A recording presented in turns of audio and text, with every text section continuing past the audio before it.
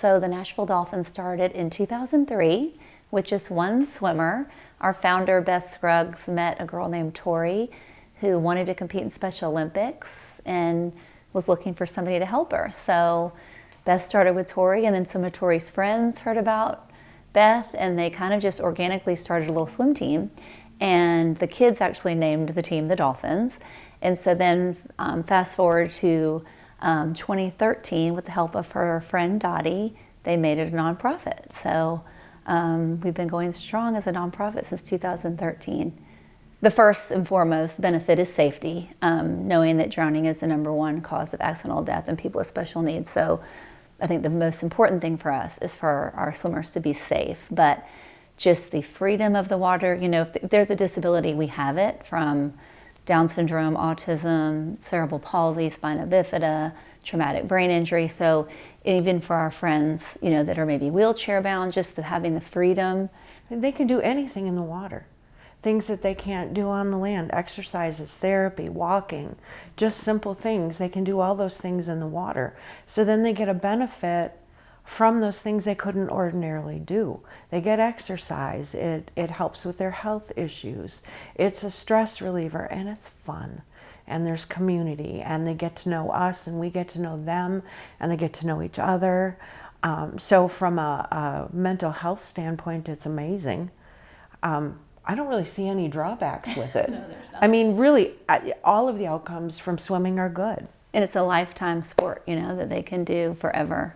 And even just, you know, being able to go to a pool party, the social aspect, being a part of a team, there's just, you know, so many things. 3 days ago, I got a text from a mom of a girl on our swim team. Hampton is 10, and her mom emailed me and texted me and said, "I just want to thank you. When I got Hampton's diagnosis, like, I never thought this would be something she could do. And she's thriving. She's swimming butterfly. She has the most beautiful strokes."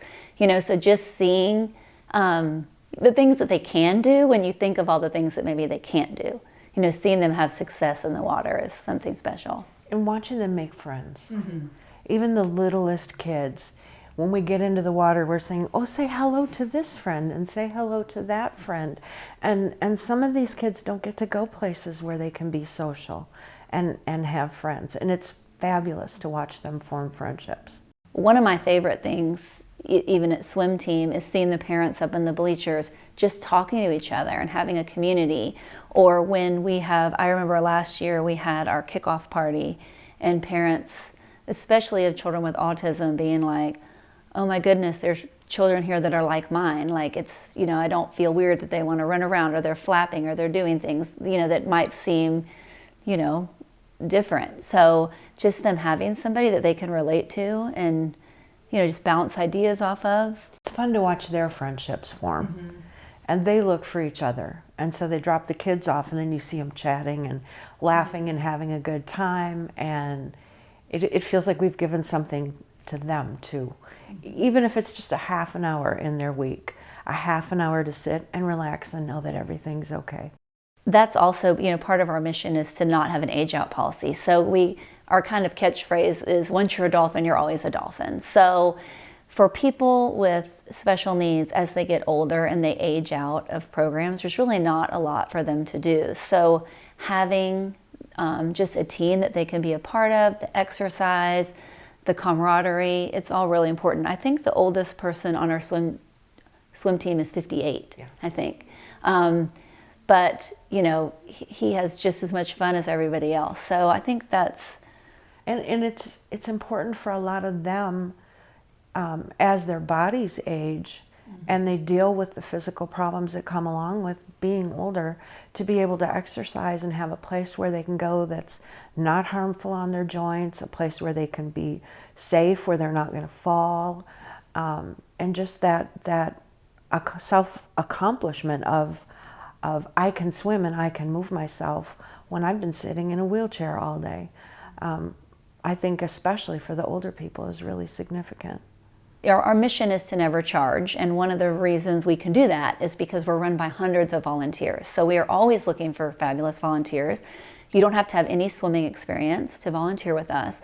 So to get involved, you can go to our website, nashvilledolphins.org, and fill out a volunteer application.